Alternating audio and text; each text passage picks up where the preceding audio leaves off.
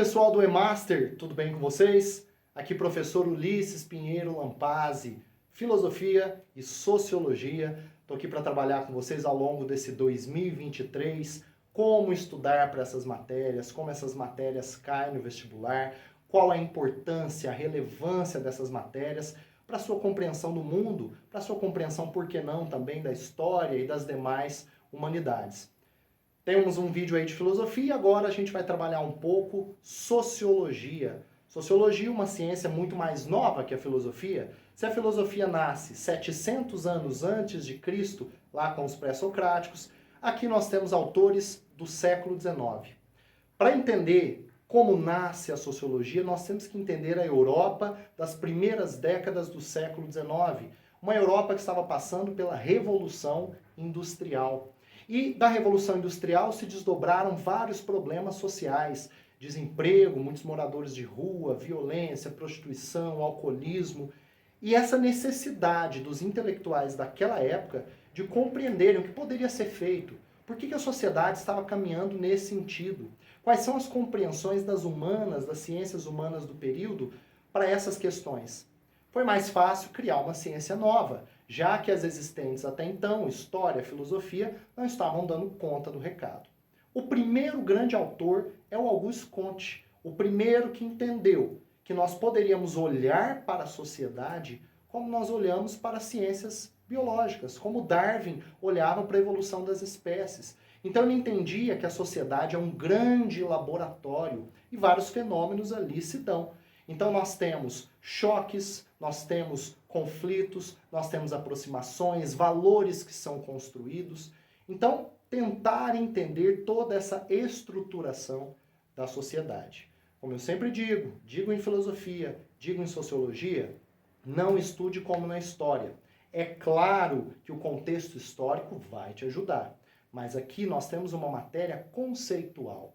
O que isso quer dizer? O importante é você entender o autor e você entender as teorias que esse autor desenvolveu. Olha lá, vamos pegar aqui os 3 porquinhos da sociologia. Nós temos o Comte, lá o primeiro, mas ele não entra como um dos 3 principais, né? Nós temos o Durkheim, nós temos o Karl Marx e nós temos o Weber. Esses aí criaram todas as estruturas que vieram depois. Se você quer entender sociologia, eu indico fortemente para que já no primeiro semestre você saia craque nos 3, em todas as suas teorias e as formas que eles criaram para a compreensão da sociedade. Nós temos um Comte ali então, com a teoria do positivismo, depois nós passamos para o Durkheim e seus fatos sociais. O que ele trouxe para a gente? O determinismo social. A ideia de que nós somos um resultado da sociedade. O indivíduo é sempre um desdobramento do que está acontecendo no seu período. Não existe nenhum alecrim dourado que nasceu no campo sem ser semeado. Ou seja, todos nós temos contexto histórico, cultural, através das instituições sociais. Então, a sua família, o país que você nasceu, a sua religião, a escola que você frequenta, o trabalho que você vai assumir, a mídia a que você tem acesso são fundamentais na formatação da sua visão de mundo. Isso é revolucionário e isso nos acompanha até os dias de hoje para a compreensão da sociologia e da realidade social que nós vivemos. Depois nós entramos no Karl Marx, o polêmico Karl Marx, né, que num primeiro momento, antes de falar lá do socialismo, de comunismo, falou do materialismo dialético, a visão de que a nossa realidade é um desdobramento da nossa realidade material, econômica. Então seria a economia, seria as relações de classe, seria o lugar que eu ocupo no mercado de trabalho que determina quem eu sou nessa sociedade.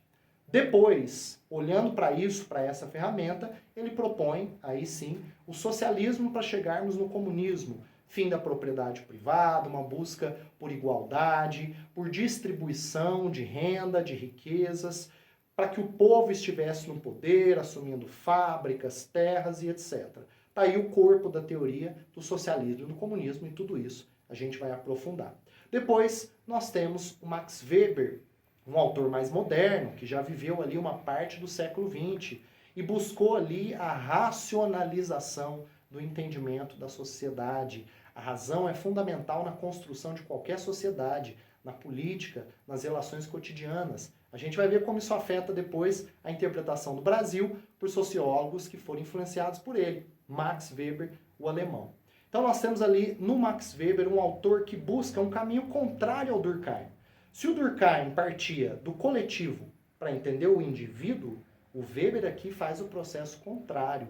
Ele vai olhar para o indivíduo para entender a sociedade. Às vezes uma pequena ação de um indivíduo serve para termos uma compreensão geral sobre a sociedade. Está aí a ação social, né? Afetiva, com relação a fins, com relação a valores, né? A afetiva, enfim, várias ações, aí, vários desdobramentos dessa teoria para a compreensão do nosso cotidiano. O que é tradição? O que é hábito? O que é razão? O que são valores? 4 pilares dessas ações sociais para a gente compreender mais a fundo esses tópicos, né? Nós temos que entrar na sociologia brasileira, e aqui a gente vai estudar vários autores. A gente entra com Gilberto Freire, depois passamos pelo papai do Chico Buarque, o Sérgio Buarque de Holanda, Darcy Ribeiro, Florestan Fernandes, Caio Prado Júnior. Todos esses foram fundamentais para pegar essas teorias que nascem na Europa, como eu disse para vocês, Durkheim, Weber e Marx, e adaptarem à realidade brasileira. A sociologia no Brasil ela é mais tardia.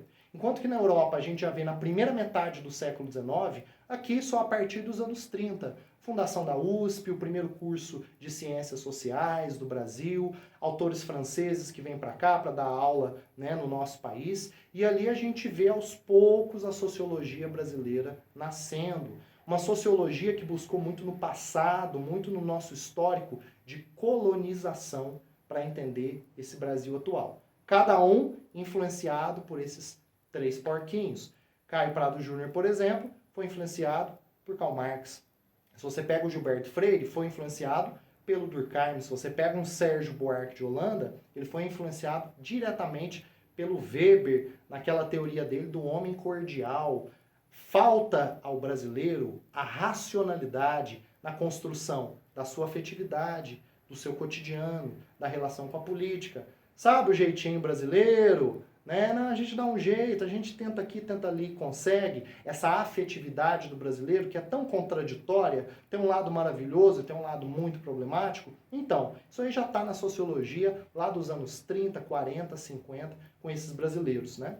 Nós temos depois o Florestan Fernandes, o pai da sociologia científica, um cara que entendeu que para entender a sociedade, você tem que estudar em campo.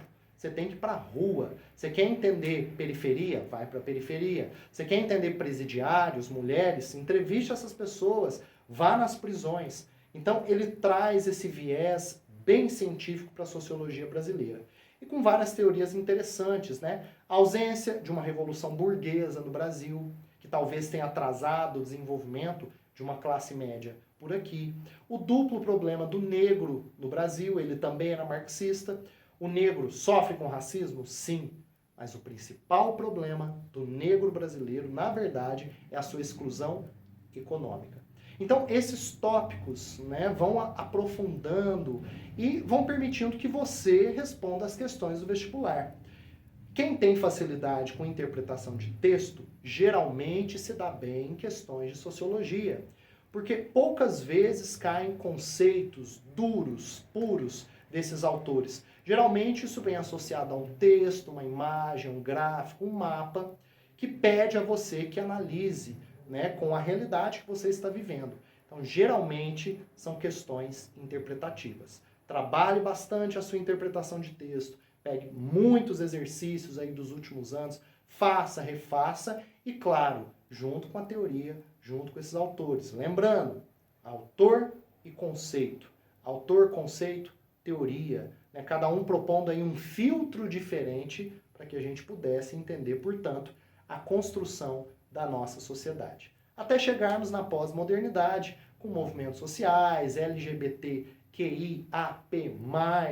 movimento feminista, movimento negro e tantas outras questões que têm sido levantadas aí nos últimos anos. Tudo certo? Essa é a primeira aula, estamos inaugurando, preparando o terreno aí. A gente vai ter um ano maravilhoso, com muito conteúdo para vocês, muitas aulas, muitas dúvidas, questões. E tenho certeza que vocês vão ficar satisfeitos com o resultado desse processo, coroando aí o seu ano com muitas aprovações. Um abraço a todos e espero vocês!